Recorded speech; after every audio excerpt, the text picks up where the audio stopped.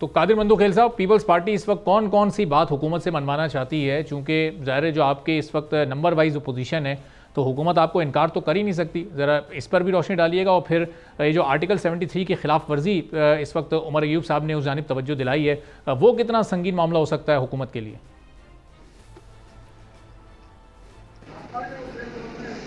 देखिए, पहली बात तो ये है कि जिस तरह से हुकूमत का रवैया है मुस्लिम लीग नून का पीपल्स पार्टी के साथ, हमारे जो मेम्बरान हैं वो इंतहाई मायूस है। और उसकी वजह ये है कि पिछले 16 महीने की पीडीएम की हुकूमत में भी जो हमारे साथ वादा किया गया था, सिंध जहां 90% सैलाब से डूब चुका था और वहां बिलावल साहब ने 21 लाख मकानात का ऐलान कर चुका है, उस वक्त भी पैसे नहीं दिए, इस बजट में भी पैसे नहीं रखे गए। और फिर उसके अलावा जो ना वो हतक इज़्ज़त जो बिल पंजाब का था उसमें भी एतमाद में नहीं लिया है।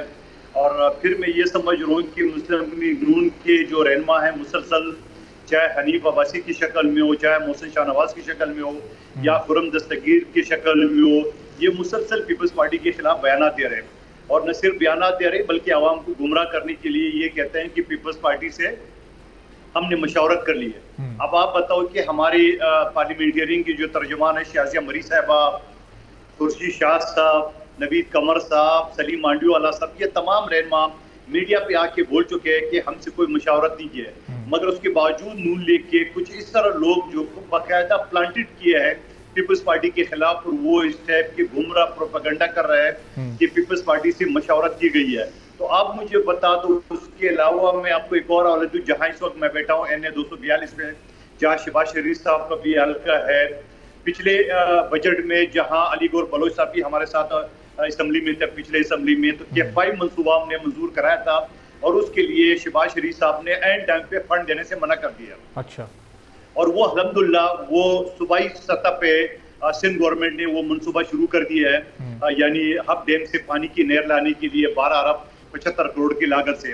तो मैं समझ रहा हूँ कि अगर मुस्लिम लीग नून इस तरह वादे भी कर रही है और फिर प्रोपेगेंडा भी कर रही है हमारे खिलाफ, खुद हमारे बैसाखी पे खड़ी है, हम आज कंधा यूं कर देंगे, धड़ाम से गिरेंगे। लेकिन जब गिरेंगे तो पता नहीं चलेगा साहब तो बड़े एतमाद से, किधर गिरेगा। हनीफ अब्बासी साहब ने बड़े एतमाद से कहा कि आप लोगों को मुकम्मल तौर पर ब्रीफ किया गया, पीपल्स पार्टी मीठा मीठा हप कड़वा कड़वा थू थू कर रही है और उनकी मजबूरी नहीं है हुकूमत में आपके साथ रहना, आपकी मजबूरी हुकूमत के साथ रहना। ये उनके वो अल्फाज हैं जो टीवी इंटरव्यू पर उन्होंने अदा किए।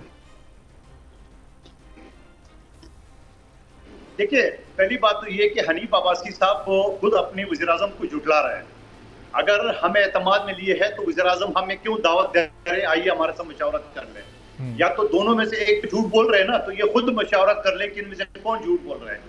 या हुकूमत में बैठे हुए वजीर या प्राइम मिनिस्टर जो ना, और या हनीफ अब्बासी, जब प्राइम मिनिस्टर आज भी दावत दी है बिलावल भुट्टो ज़रदारी साहब को और मशावरत के लिए कि आइए बताओ क्या मसले है। असम्बली के फ्लोर पे मीडिया पे हमने कहा, तो हनीफ अब्बासी का मतलब ये कि उसको बकायदा हमारे लिए उनको प्लांटेड किया है कि आप इनके खिलाफ बयान देना है। अच्छा। और फिर बात ये होता है ना, हमारी क्या मजबूरी है, अगर नादरा का स्टाफ डायरेक्ट आ जाता है और एयरपोर्ट के अंदर नवाज शरीफ साहब की अंगूठे लगा सकते हैं। मंदोखेल साहब, प्लांटेड आप कह रहे हैं उनको किया गया, तो कहाँ से हो सकता है? अगर वजीर आजम आपको दावत दे रहे हैं, आपकी लीडरशिप से मिल रहे हैं, आपको मनाने की कोशिश कर रहे हैं और उन्हीं की लीडरशिप में एक रहनुमा अगर आपके खिलाफ बयान दे रहा है, तो क्या नून लीग की लीडरशिप से हटकर कोई और उनको कोई हिदायत दे रहा है या फिर नून लीग से ही दो तरह की हिदायत जारी हो रही हैं?